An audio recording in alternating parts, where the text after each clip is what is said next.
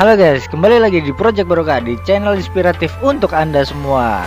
Jangan lupa klik subscribe dan bunyikan loncengnya untuk Anda selalu mengikuti channel inspiratif kami. Dan like and share untuk selalu membantu channel kami.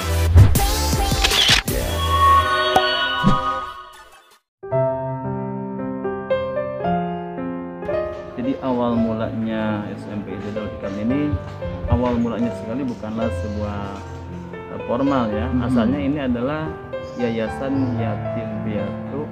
Ketika yang mempunyainya ini kan Bapak Haji Dewo, bukan di sini orang Bapnas.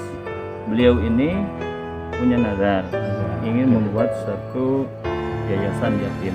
Kemudian terbentuklah Yayasan Al-Mutakin. Nah, asalnya anak yatim saja. Direncanakanlah membuat sebuah sekolah yang setingkat SMP.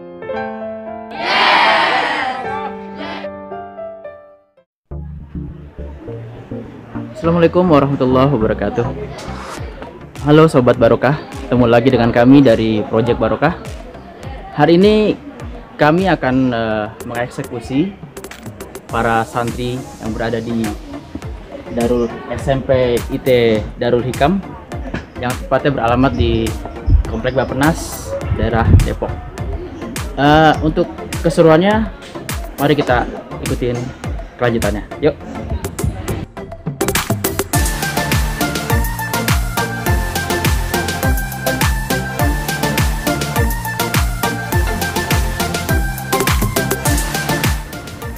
Namanya siapa?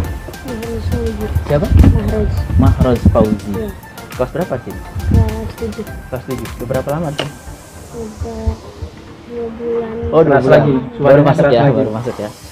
Gimana suka dukanya di sini? Enak gak? Enak. Suka? Ya. Terus kamu kalau bosen biasa di mana? Di sana Di sono di mana? Pengasinan. Oh, Pengasinan. Ya. Terus dengan adanya Project Barokah ini, gunting gratis ini, menurut kamu gimana? Seneng. Tenang. Senang? Ya, semoga berkah lagi tambah berkah. Amin, amin. Ya, doa Sekolahnya yang bener ya, Iya. biar tambah rajin jadi anak yang soleh. Amin. Ya, kasih doanya. Ya. Buat teman-teman yang lain, selanjutnya kita akan eksekusi beberapa santri yang berada di sini. Kurang lebihnya ratusan orang sih sebetulnya. Cuma ya satu-satu, nggak bisa semuanya langsung. Oke, ikutin terus perjalanan kami.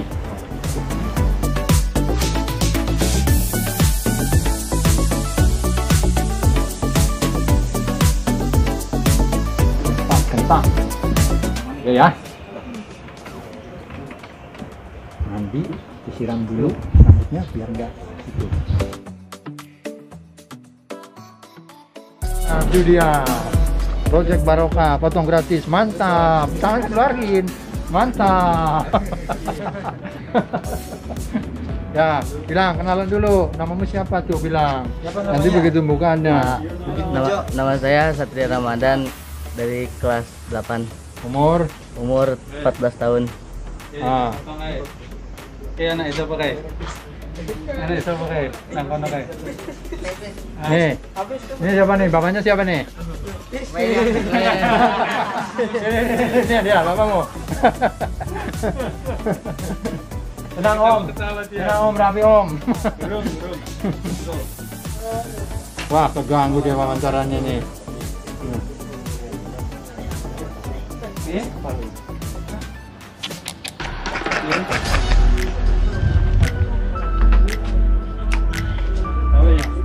Artis Fadlur Rahman.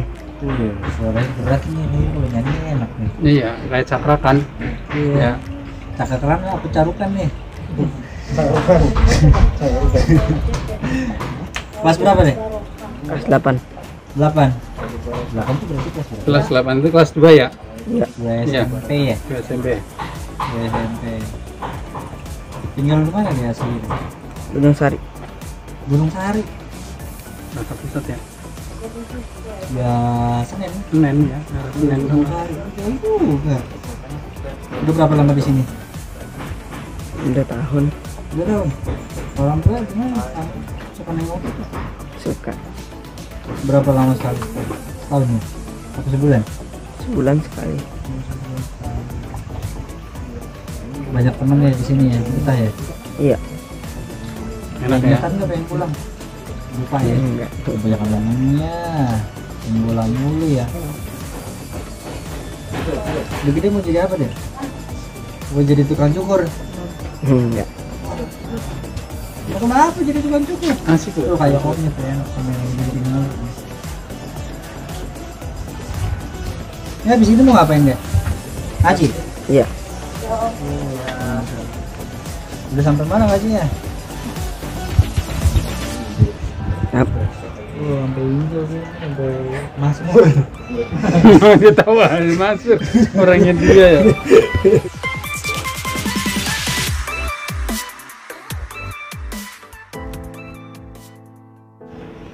Halo Sobat Barokah, Alhamdulillah hari ini kami telah bertemu dengan seseorang yang mungkin bisa dikatakan sebagai guru pembimbing di SMP IT Darul Hikam ini. Assalamualaikum. Waalaikumsalam. Sebelumnya kami mengucapkan banyak terima kasih untuk jamuannya yang telah kami yang sedang berjalan ini. Semoga apa-apa yang menjadi kebaikan buat kita menjadi berkah buat kesananya. Gini Pak Ustadz, kira-kira SMP IT Darul Hikam ini berdiri sejak tahun berapa Pak Ustadz? Jadi awal mulanya SMP IT Darul Hikam ini awal mulanya sekali bukanlah sebuah formal ya. Asalnya ini adalah yayasan yatim piatu yatim piatu saja. Jadi ketika yang mempunyainya ini kan Bapak Haji Dewo, kemudian di sini orang Bappenas. Beliau ini punya nazar ingin membuat satu yayasan yatim. Kemudian terbentuklah Yayasan Al-Mutakin. Nah, asalnya anak yatim saja, diisi 100% anak yatim. Hanya kendalanya ketika kita mengangkat anak yatim saja, sekolahnya tetap keluar. Nah, akhirnya direncanakanlah membuat sebuah sekolah yang setingkat SMP. Kemudian tahun 2006 barulah di SMP didirikan di sini. Nah, kemudian karena berhubung sini sudah SMP, otomatis tidak yatim saja, kita menerima dari luar. Dan secara otomatis terbentuklah menjadi sebuah pesantren. Di situ ada yatim, makanya di sini tidak yatim saja. Jadi yatim ada, yang non yatim juga banyak. Alhamdulillah sekarang sampai saat ini sudah hampir 9 lulusan ya. Jadi sekitar awal mulanya emang hanya yatim, kemudian datang non yatim kita terima dari sekitar sini, dari guru-gurunya juga bawa yang yatim dari luar Jawa, dari Bandung, dari mana tuh. Ya, alhamdulillah sampai sekarang muridnya dengan non yatim udah sekitar 150 siswa ya. 150 Ya. siswa. Nah, yang nginep itu kan ada yang yatim, ada yang non yatim. Nah, ini untuk asrama banatnya, anak perempuan, itu anak lakinya, dan ustadz-ustadznya kemudian kebetulan saya mungkin yang paling senior di sini dari dalam segi usia ya, karena ustadz-ustadz di sini muda-muda semua. Karena kebetulan ustadz-ustadz yang ada di dalam sini adalah merupakan didikan saya juga dari sini. Ustadz Sanusi, Ustadz Amin, itu semua dari sini. Jadi mereka istilahnya ada mengabdi gitu? Ya, mengabdi. Ya, semacam mengabdi lah. Tapi mereka sekarang alhamdulillah semua yang mengabdi di sini rata-rata kuliahnya sudah ada yang di PPIQ, rata-rata yang 3 usaha itu PPIQ semua. PPIQ ya. Termasuk saya dari Al-Harinya. Nah, semuanya yang mengabdi, ya juga alhamdulillah sudah pada nikah juga. Nah, termasuk Ustaz Sanusi sudah nikah. Gitu ya. Untuk masalah kegiatan kesehariannya di sini, santrinya apa ya? Kan di sini dibagi dua ya, ada yang boarding, ada yang full day. Yang boarding itu yang nginep, ya santrinya lah. Kalau yang full day itu yang di luar. Nah, kebetulan sekarang kan lagi COVID-19 ya, sudah hampir 2 tahun tidak ada tatap muka. Yang tatap muka hanya yang boarding saja. Itu kalau kebetulan ya, keuntungannya seperti itu yang pesantren itu.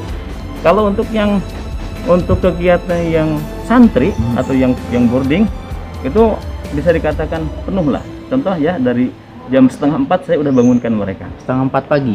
Ya, sebelum subuh. Jadi mereka kita ajarkan untuk sholat tahajud. Sholat tahajud itu tidak banyak-banyak, karena yang penting bagi saya adalah muadzabah dulu, membiasakan mereka gitu ya, untuk supaya bangun ya. pagi sholat tahajud. Karena untuk kalau sudah terbiasa kan jadi biasa lah gitu. Insyaallah, amin. Nah, itu hanya 4 rakaat saja. Kemudian setelah itu kita masukkan dengan pembacaan surat At-Tabarok dan juz amma. Dan sebelum subuh itu alhamdulillah mereka sudah terbiasa seperti itu. Dilanjutkan sampai jam 6 itu dipenuhi dengan setelah wiridan, sholat subuh, wiridan, kemudian baca yasin dan ngaji. Ya, ngaji. Ada yang Quran, itu tergantung dari jadwalnya, karena kita sudah dijadwalkan. Jadi kelas 7, 8, 9 itu sudah beda-beda. Nah, sampai jam 7 sampai jam 6. Jam 6 itu kemudian mereka di pembelajaran untuk bersih-bersih kamarnya, lingkungannya, sampai jam 7 sarapan, mandi, kemudian sholat duha baru masuk ke formal. Nah, setelah formal, karena sekarang lagi pandemi, semuanya disedikitkan ya, sampai jam 12 saja sekarang. Biasanya kita sampai asar. Kalau lagi normal sampai asar kita. Jadi jam belajar jadi justru dipersempit. Iya, disempitkan. Nah, kalau lagi biasanya kan sampai asar gitu. Iya. Terus di sini bukan sanawiyah tapi SMP IT. Artinya secara menginduk kita ke Diknas.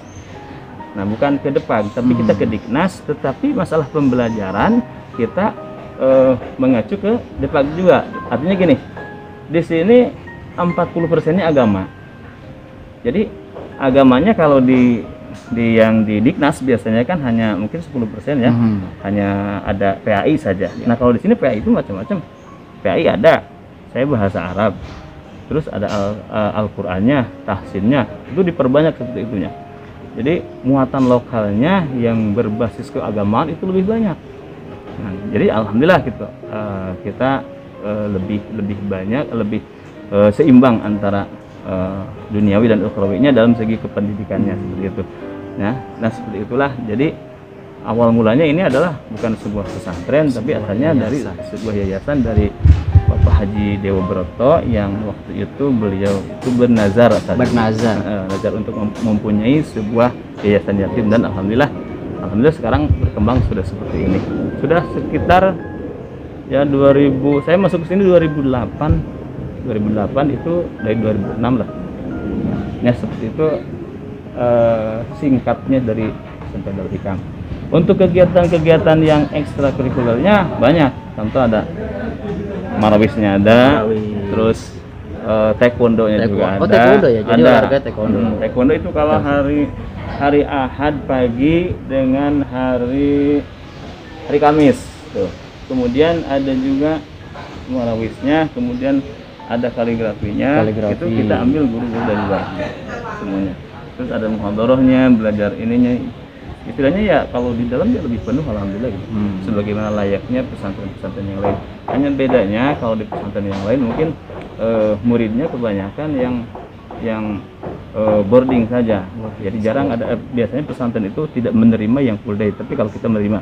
Kemudian kita di sini menerima yang dari nol. Artinya gini, banyak pesantren yang menerima itu ada sistem hanya yang sudah bisa membaca Al-Quran atau yang ada jadi kalau pesantren itu biasanya yang belum hafal, belum lancar Ya. membaca Al-Quran itu tidak dapat masuk seleksi ya istilahnya. Iya, diseleksi dulu. Karena apa? Karena memang ada beratnya di situ antara yang sudah lancar dengan yang enggak. Nah, ini harus dibagi Akan dua ada nih. kesenjangan itu. Nah, kalau di sini banyak yang masih kadang-kadang hijaiyah saja Ikro gitu ya istilahnya.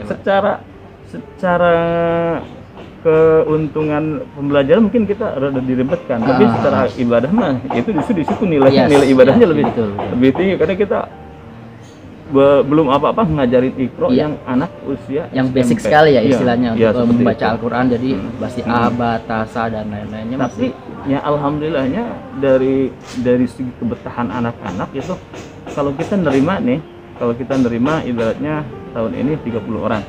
Paling yang nggak betah itu 2 orang misalnya. Ya, itu jadi persentase kebetahannya alhamdulillah itu. Ya. Karena saya juga pernah mengalami dulu masuk 70 orang, keluar di kelas 3 hanya 40. Nah, alhamdulillah seperti itu gini. Karena kita diperketat dalam segi tempat tidur kita perketat. Ya, tempat tidur kita perketat. Artinya gini, saya kalau melihat di pesantren yang lain itu tidur brak aja gitu di lantai. Kita nggak boleh sama sekali menurunkan tempat tidur ke bawah, karena itu biasanya jadi penyakit. Iya. Nah, karena itu dari anak-anak kan, ya nama juga anak-anak kan, diinjak tidak akhirnya ada gatal. Kalau satu orang sudah gatal itu bahaya. Betul, biasanya. Nah, makanya saya perketat harus diranjang, harus seperti itu, karena diperketat. Kenapa? Karena image pesantren itu biasanya kotor. Nah, ini yang pesantren yang murah itu image-nya kotor. Nah, ini yang jadi masalah.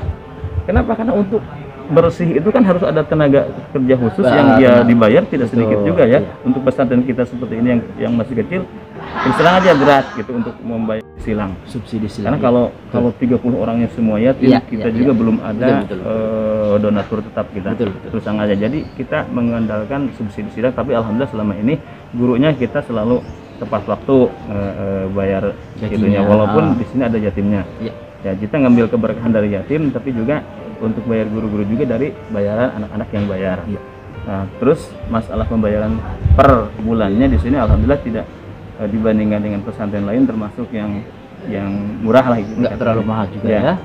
Masih di bawah 600. Terjangkau ya. Masih di bawah 600 dalam pembayaran per bulannya.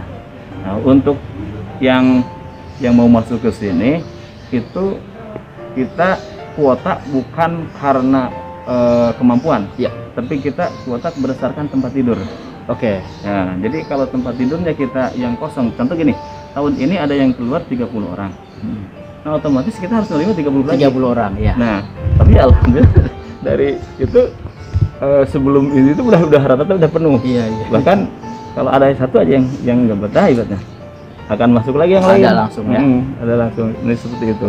Ya ada saja sih yang nggak betah mah, ya. Karena yang namanya juga anak-anak yang usia biasalah itu mah namanya SD ya, asalnya masih dengan orang tua, ketika masuk berpisah dengan orang tua, tuh apapun dia angkat, tuh dia udah nggak betah, apapun jadi masalah apapun biasanya. Jadi alasan buat dia kembali ke rumah gitu. Iya seperti itu. Jadi buat sobat Barokah, cepet, masalahnya kuotanya nggak terlalu banyak. Jadi yang punya saudara, keluarga atau family yang kepingin mempunyai anak yang paling tidak mempunyai adab yang baik, silakan secepatnya, karena ya itu yang tadi saya bilang, kuotanya tidak terlalu banyak, boleh didaftarkan anak-anaknya. Jadi mohon doanya saja, semoga ini kita bisa ngebangun lagi, membangun tempatnya lagi, karena yang jadi masalah itu kan tempat tidurnya. Betul. Jadi sekarang kuota kita itu sedikit ya karena tempat tidurnya sedikit. Karena artinya kamarnya kursi kurang banyak. Ya kalau ibaratnya tambah 2 kamar lagi, ya mungkin bisa ditambah 40 orang lagi seperti itu. Nah, dan kita misi kita dari awal juga tidak mau membuat keterlantaran di santri dari tempat tidurnya, jadi harus layak gitulah. Walaupun kita murah tapi tidak murahan. Ya. Kalau dikatakan seperti itu. Walaupun murah tapi istilahnya fasilitasnya harus memadai lah. Harus memadai. Ya semuanya itu kan kembali ke kesesuaian ya. Apa yang kita keluarkan ya itu yang kita dapat, seperti itu biasanya sih, seperti itu. Dan alhamdulillah untuk keluarnya tahun kemarin aja kita ada 10 orang yang masuk ke negeri. Masuk SMA negeri dari sini, alhamdulillah. Berarti secara kualitas kita tidak di bawah dalam segi akademisnya. Terus kalau untuk program pembelajarannya anak-anak itu kita pacu 3 juz. 3 juz, ada yang dari biasanya juz 1, 29 dan 30 gitu. 3 juz itu dalam kurun waktu 3 tahun. Ya. Jadi dari kelas 7, 8, 9. Lihat dari kemampuan anaknya kan, ada yang dari Iqra gitu. Oh iya betul. Kalau kan dari Iqra, kemudian kita surat-surat pilihan juga, Al-Kahfi, Tabarok itu kan sudah kita baca tiap hari itu. Jadi 3 juz itu yang hafalannya. Ya, ada banyak yang sampai bahkan lebih, tapi ada banyak juga yang nggak sampai. Karena kan berangkat dari nol lah istilahnya. Ya, dari nol. Nah, mayoritas emang banyaknya yang bukan dari kalangan ini dari kalangan biasa yang masuk sini tuh. Ya, betul. Jadi buat sobat barokah jangan takut anaknya nggak diterima. Sebetulnya nggak diterima bukan karena nggak pintar, bukan karena memang adalah tempat tidurnya yang masih terbatas. Jadi kalau misalkan subscriber kami ada yang mempunyai keuangan lebih, boleh disalurkan ke sini untuk memperluas, memperbesar lagi SMPT Darul Hikam, dan semoga mendapat barokah yang luar biasa dunia akhirat buat kita semua. Oke, Pak Ustadz, bagaimana menurut Pak Ustadz dengan adanya program dari Project Barokah ini yang memberikan servis gunting di tempat Pak Ustadz ini? Ya, saya secara khusus mengucapkan banyak terima kasih kepada Project Barokah ya, Project Barokah yang telah menyempatkan diri datang ke Darul Hikam, terus mengadakan istilahnya apa, bakti sosial dengan syukur ya, karena biasanya kan kita ke depan. Kalau ke depan itu satu-satu anak-anak itu kan harus bayar juga. Dan di samping anak-anak itu kan namanya juga santri, keuangannya lagi-lagi. Nah, saya sangat mengucapkan banyak terima kasih dengan program ini. Semoga namanya Project Berkah semoga diberkahkan oleh Allah Subhanahu wa taala ya, semakin maju, semakin berkah, dan semua amal ibadahnya yang berbentuk seperti ini kan. Ibadah itu bukan hanya sholat, ini kan bahkan ini sangat luar biasa ya, diberi keberkahan, diberi semua hajat dan cita-cita dikumpulkan oleh Allah Subhanahu wa taala. Ya, terima kasih saya ucapkan sekali lagi untuk tim Project Berkah. Terima kasih Pak Ustadz. Demikianlah wawancara singkat kami dari tim Project Barokah. Mungkin menjadikan sebuah inspirasi buat subscriber kami, buat para penonton kami, para pecinta Project Barokah. Semoga apa-apa yang kami lakukan akan menjadi berkah, dan kami akan mendapatkan hidayah yang lebih lagi, dan buat kedepannya semoga kami bisa tumbuh menjadi lebih besar lagi. Ya, entah SMPT Darul Hikam akan lebih besar lagi, akan lebih besar, lebih mendunia kalau perlu, lebih semuanya lah. Dan Project Barokah semoga mendapat berkah yang sebanyak-banyaknya. Silakan di share, di subscribe, dan di like apabila proyek kami ini menjadi sebuah manfaat atau bermanfaat buat kita semua. Terima kasih. Assalamualaikum warahmatullahi wabarakatuh. Kalau saya sudah tua tuh ya panggil sama Pak Uci, ya mau aja saya. Ya, tapi saya dan ikhlas yang saya kerjakan. Itu nggak ada minta tuntutan apa-apa, yang penting saya ikhlas dan ridho yang saya jalankan. Yang penting saya bisa menjalankan hidup dan ibadah. Itu aja saya. Sampai ingat sekarang itu nggak ada komen apa-apa saya sih. Yang penting saya bersyukur. Cucu ada berapa sekarang? Cucu ada 4. Tinggal di Mari semua? Enggak. Sini? Enggak. Ada yang lagi hamil di Lombok. Jauh. Nah, anak saya di Semarang, jauhnya. Akhirnya di Bekasi dulu tahun kemarin. Emang anak berapa, Bro? 3. Yang di Jakarta siapa? Yang di Bekasi doang? Yang di Bekasi sama di Depok Lenteng Agung. Oh, Depok Lenteng Agung. Iya. Joe, tinggal Joe. Nah, ikut lakinya. Daerah Joe situ. Dia bidan. Bidan itu saya tinggal satu, itu anak bontot perempuan. Nah, sekolah? Lulus kuliah, nah dia nikah sama ada orang Lombok. Gitu. Kerjanya di Pondok Indah. Tapi sekarang udah nggak kerja, dia di rumah. Jadi ibu rumah tangga lah ya. Iya. Juga cucunya, Babe. Mantap. Ya, cuma yang bisa itu sebagai orang tua cuma ngasih ilmunya aja, nggak bisa ngasih banda. Ini Babe, mau nanya dong. Kan Babe ketahui asli sini nih kan ya. Zaman dulu itu nih tanahnya dulu namanya gang apa jalan apa lapangan apa sebutan nih namanya? Sini namanya Legok Menang. Legok Menang. Legok Menang tuh waktu zaman tahun berapa sih kapal jatuh di situ. Itu masih Soekarno ya. Sampai komplek yang Bappenas itu namanya Legok Menang juga. Legok Menang. Sawah nih. Ini masih sawah maksudnya. Sawah Legok Menang namanya. Nah, jadilah komplek Pepenas. Nah, jadilah itu komplek Pepenas. Jalannya Jalan Cinangka Tiwi. Jalan Cinangka Wates. Gitu. Ini namanya Legok Menang. Maksudnya sekarang kali ini komplek Pepenas. Nah, ini jalan Legok Menang ke belakang. Gitu. Tapi tradisi apa yang masih dijaga di sini, Bek? Maksudnya tradisi Betawinya tuh yang masih dijaga di sini tuh apaan? Dari perkumpulan silat-silatnya ataukah dari pesta kawinannya masih ada yang tradisional kan gitu kan? Karena kan kebanyakan kita lihat sekarang kan di daerah-daerah Jakarta tuh udah jarang lah Betawi asli juga gitu, yang bakar petasan juga udah jarang gitu. Maksudnya tuh asli yang masih dipakai di sini tuh apa biasanya? Kalau di sini sudah hilang. Hilang. Ya, yang dipakai untuk petasan hilang ya.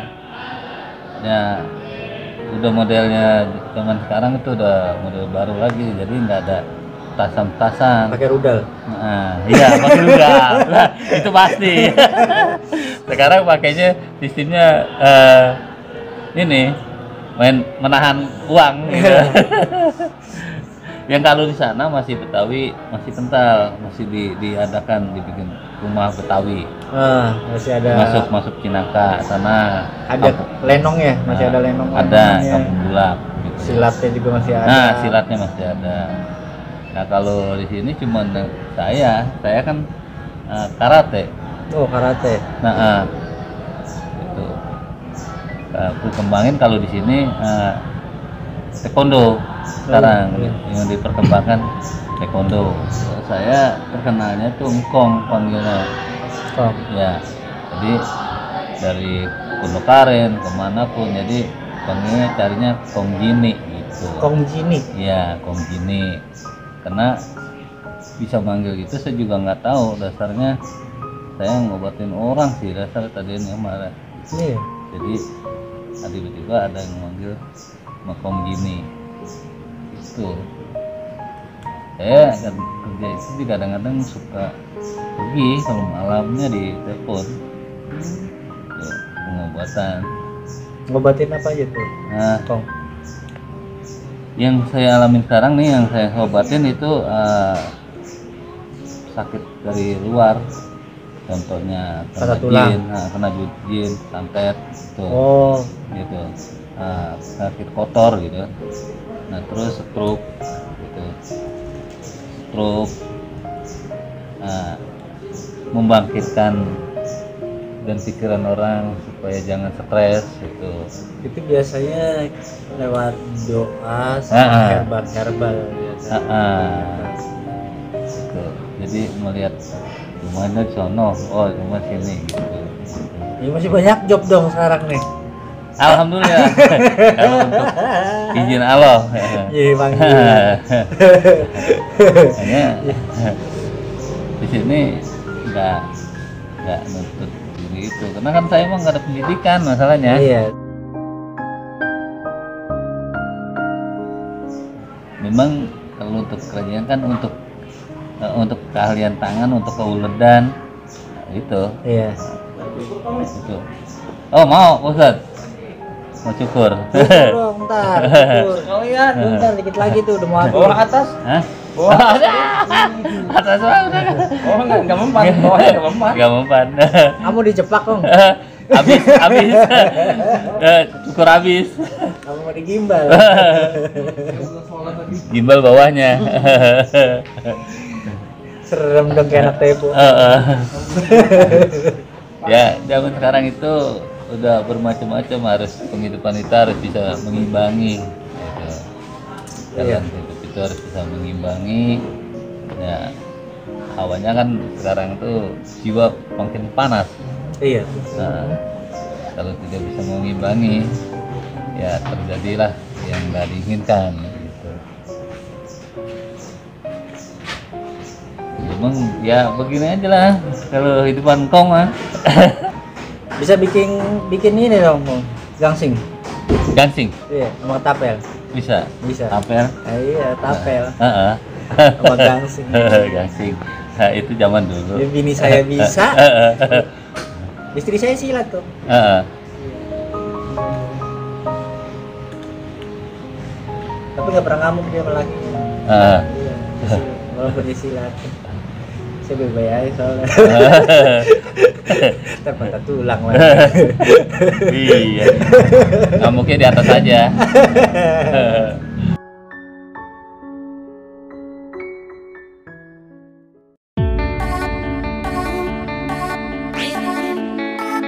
Oke, sampailah kita kepada penghujung acara hari ini. Menurut Bapak, pesan-pesan buat kami ini hari ini gimana? Ya, pertama kali saya ucapkan terima kasih kepada Project Barokah dengan program Syukur Bersama ini. Semoga saya berharap kedepannya juga ada Project Barokah yang berikutnya kita menanti. Dan saya hanya ingin berpesan kepada kru Project Barokah, semoga senantiasa ikhlas dalam beramal. Amin. Semoga dengan keikhlasan ini di samping dapat berkah dari Allah Subhanahu wa taala dan dapat keberkahan sebagaimana nama Project Barokah ini. Amin. Dan saya akan menyampaikan sedikit tanda mata dari SMP Ibtidal Hikam, yaitu yang merupakan sebuah piagam, semoga akan senantiasa diingat oleh Project Barokah. Amin.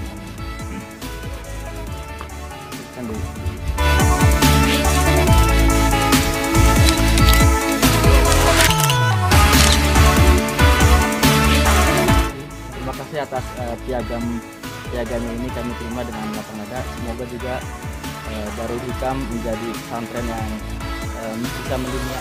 Amin. Allah. Project Barokah. Project Barokah.